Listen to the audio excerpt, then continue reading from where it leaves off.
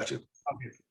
It's great to be here this evening with you guys. I love Mike and have been a couple times out to North Carolina to the Iron Sharpens Iron conference, and we've had some good podcast recordings. And so, thanks for the invitation to be here on this evening. I think what we're going to talk about is how to help ministering to men, hurting men in your, and I say your church, but really cross that out and just say the world, because right now it's hurting men are everywhere. They're in the church and they're definitely in the world. And as Mike mentioned, I wear a lot of hats. I've been I've been a pastor for most of my life, 31 years, and then a lot of bad things happened to me. I won't go into them because that'll take a lot of time, but I basically went from hero to zero in about an 18-month period, a shocking fall trend. You work hard to establish your life and put your life into some sort of order to have some control to prevent disasters. And sometimes that's not enough. So I experienced a really, starting actually about 10 years ago, a severe loss in a period of 2 years that just went really, identity was stripped away, and so many losses in so many areas, including an unchosen divorce for my wife to be a missionary, I was put that in quote marks, in Africa. So I don't think God calls people to leave their families to go be missionaries. That's sort of a misdirected call. But after that, I became a hospice chaplain. So I've served as a hospice chaplain about 8 years, and then more recently became the senior chaplain at the Travis County Sheriff's Office. So we're dealing with about 2,000 inmates, and then about 400 law enforcement deputies. So we serve both the inmates and the deputies. And so I guess I have an opportunity to be with a lot of men in a lot of pain across the whole spectrum. And I guess now my work takes me more into the young man's pain, because the average age of the inmate in our jail is about 25 to 35. So that's that age range. So I have a heart for men, because when I went through my trauma, I didn't find a lot of help for men in pain. In fact, we're going to see here in a minute just how society reacts to men in pain. But to me, the best way to describe how it is in the world today is the football illustration. So I went to every single University of Texas home game because of my dad. He dragged me there, and now I'm glad. But at the time, I mean, from the age of probably first grade all the way through high school, man. I mean, I don't know, I can't remember high school, but when I became a student at the University of Texas, I did not go to a game, even though the stadium was just a few blocks away from my dorm. But two things I learned watching football with my dad was, number one, not a single referee ever listened to anything my dad ever said, or I should say screamed at him. So I noticed up on the upper deck, nothing ever, he never changed anything by his fanatical screaming. But the second thing that was very clear was that when a guy goes down on the turf, then there is a team that runs out there immediately. When a guy goes down on the turf, everybody gets up, and within just a few seconds, everybody knows that one guy is down, right? And then there's a big pause, and then when it's confirmed by the team on the sidelines, then they go running out there. And I did some research on what an NFL team has as their medical staff, and it's quite amazing. They have a dentist, they have a respiratory guy, they have, obviously EMS is there, but they have, in addition to all the doctors, there's a local ER doctor that's on the sideline, so that if a player has to go to the ER, he can guide them to that ER and be familiar with it. So it's really a team that's built to get that guy up and back on the turf. And when that guy goes down, like we saw last year with the two terrible incidences of two guys going down on the turf, then everything stops. And with the Buffalo Bills DeMar, then everything stopped for that whole game. They were so upset about it. And a lot of attention is paid to that guy on the turf. And then the goal is to get him back into the game. But there's another group on the football field that could also go over there and try to render aid to the guy on the turf. And those are the cheerleaders. Now, the guy on the turf may rather look at the cheerleaders, right? And if you're down upside down, then you might prefer to look at those gorgeous cheerleaders. But those cheerleaders are not only not going to help you, they are going to get in the way of the medical team that comes out there. So what men do today, though, in our world, when men go down face down on the turf from divorce or unemployment, whatever, the game just goes on. Nobody pays attention. And then that guy, without the medical team around him to help him get back in the game, then he just turns to the cheerleaders, and that's porn, prostitution, and strip clubs. And so, we are leaving guys on the turf, and the result is what you would predict if hurting people aren't fixed. Just like if we left a guy on the turf in an NFL game, you would expect him first get angry that nobody helped him up, and then he would continue hurting, and then he would not get well. So we as a church have this amazing opportunity to step aggressively into the lives of hurting men, and we have got to be proactive with that.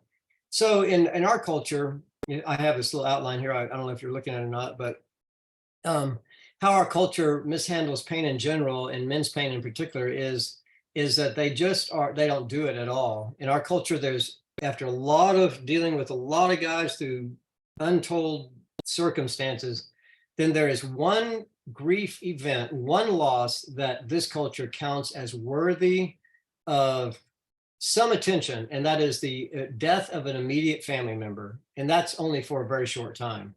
That's the only thing that gets any real attention, unless you have been aggrieved in some other victimhood way. And then, of course, you're going to get all kinds of attention. But when it comes to these losses, then it's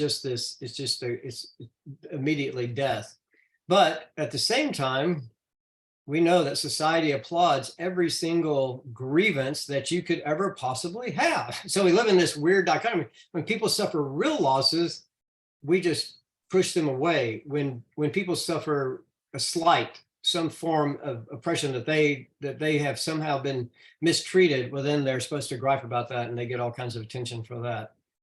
So that's mixed up there. And another way to look at this is that we have this amazing infrastructure built for when someone has a physical crisis. So if I have a heart attack, people are going to notice. They're going to, in general, they're going to stop what they're doing, and then they just dial 3 numbers on their phone, and this whole process gets put into place. I mean, I should say, set into motion. You have police officers and fire trucks, and EMS comes out there. Then you're transported. They know just what to do. Then they transport you to the ER, where there's this whole other amazing infrastructure that's designed to get you back on your feet. Now, you dial 911, we know for that. We don't have that infrastructure for people in emotional or pain, or I'd call it soul wounds. When their souls get wounded, that infrastructure is not there. And the proof of it is 911 came on board like in the 70s, I think, and 988, which is a suicide hotline or mental crisis hotline, came on just recently. Now, I am not in case you're thinking that I'm a big pushover guy on everybody needs to express every single pain they have, I'm not. I tell our corrections officers when I go out in the units to round up the guys for Sunday morning church, I say, I want y'all to know that we're not easy on them. We're the chaplains, but we tell them the way it is. We tell them about accountability. We tell them about how they need to step up to the plate. So there's this balance that we have to strike in expressing our pain, and also a balance that we as pain relievers give in empathy, but also as physicians of the soul, we help them get on to that next step of healing, because it doesn't do anybody any good just to wallow in that grievance and that victimhood status. No one gets anywhere with that. And so my time is going fast, but I'm going to get to this. One of the best sayings that I have found, and I wish it was original with me, that really explains a lot, it comes from Richard Rohr, and he says that pain that is not transformed is transmitted. So if men don't figure out a way to transform that pain into something positive, well, then that pain is going to come out. And I think when you look at the news, it is absolutely clear that, it comes out at the end of a penis. We have all kinds of sexual issues, and it comes out in the worst case scenario, end of an AR-15, and I'm not knocking that. I have one myself, So, but this pain that's smushed down it festers and then it explodes. And typically what happens with a man who experiences a great heartache or heartbreak, a great loss, perhaps a loss of identity through loss of job, or a great loss like a loss of a child, or through divorce or unemployment, a loss of status, then when they don't get sympathy, when they don't get a listening ear, but then they pull back and they isolate, and an isolated man is a dangerous man. And that's where I don't think you're going to find a single mass shooter who said, boy, I was really involved in a community group, or boy, I was volunteering.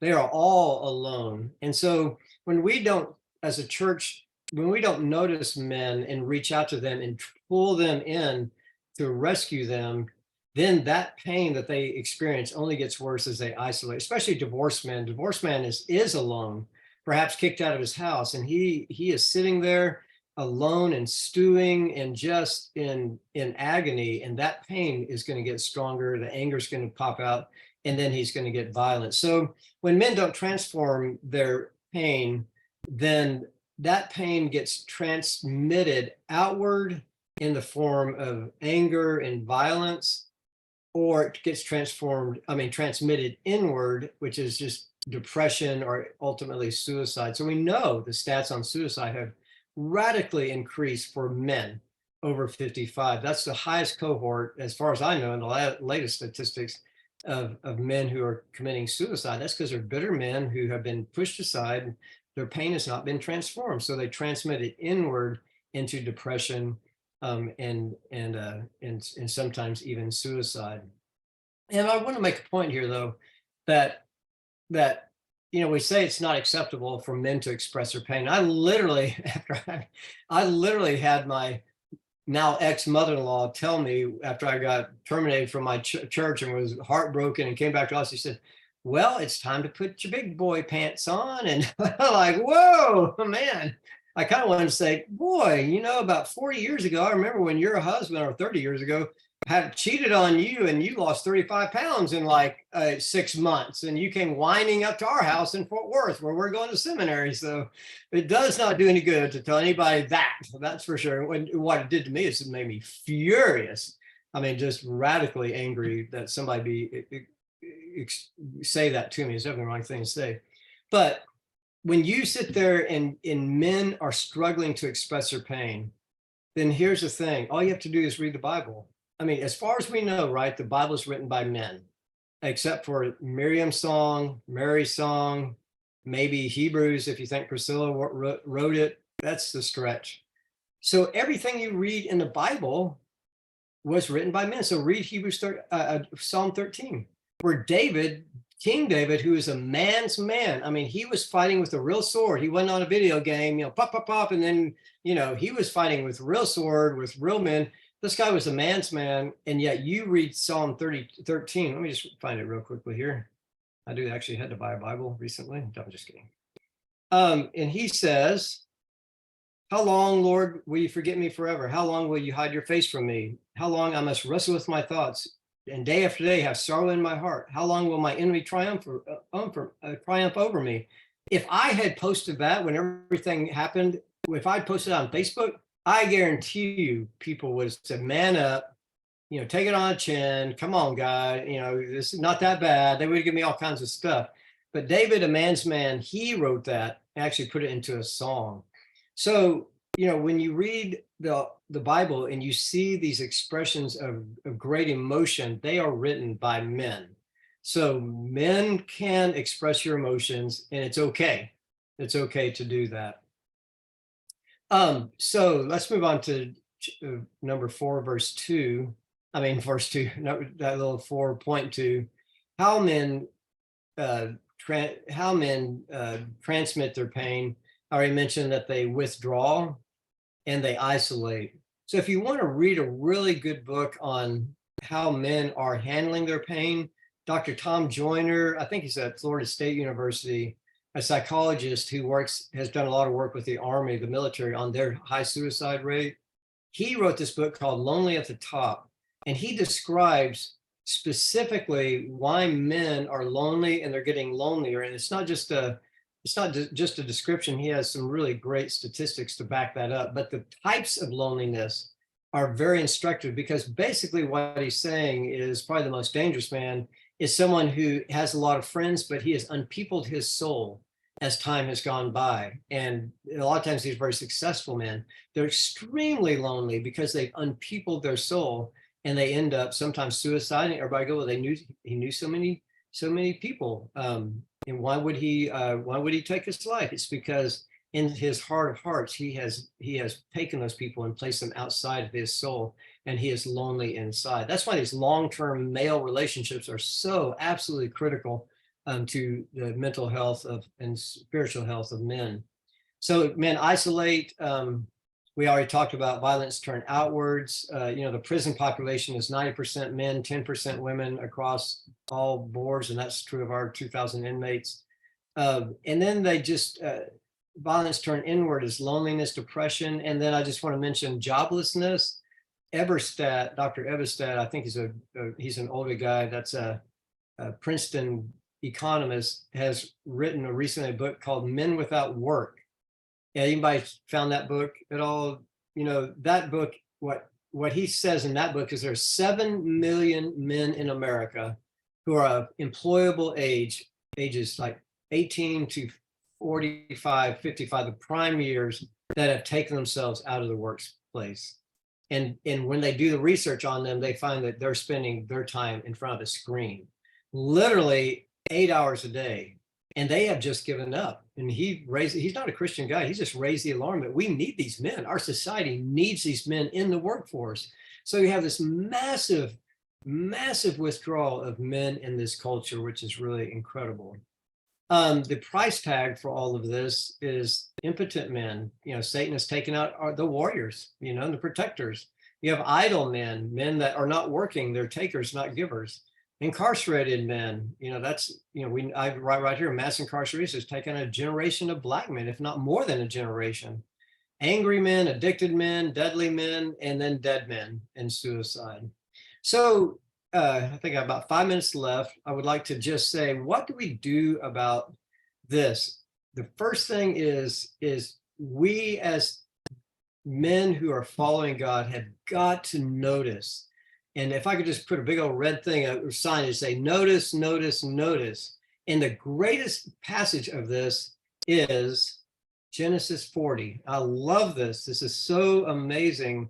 This is when Joseph is thrown in prison, and then the cupbearer and the baker come down and are in prison with him. And Joseph, following God, it never says anything bad about Joseph. I kind of wish it said something about he was mad about all the bad stuff that happened to him, because there's nothing in there about that. Doesn't say Joseph was really bitter and angry, but God rescued him. He just seemed like this amazing guy, but just never seemed to complain. But when he's in prison, he's put in charge. And let me read this.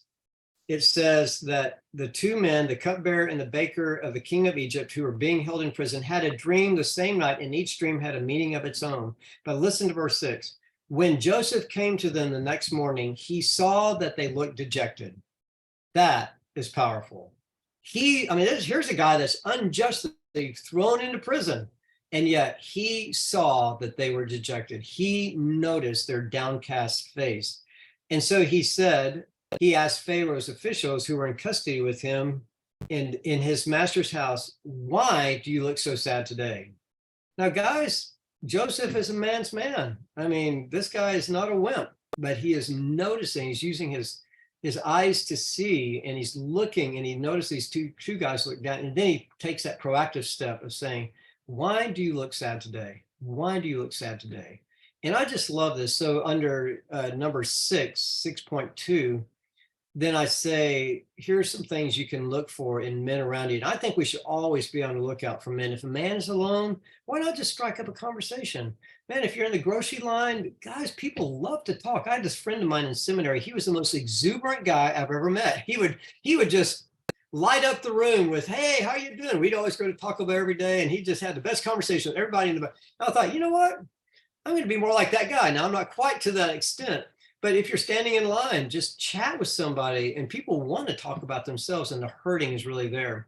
But we should definitely look for looking at around us, at the men in our church, in the men in our vicinity, at work, certainly at work, and then just out there that look for, I say, face and body tells they're going through a hard time. You can tell when people are downcast.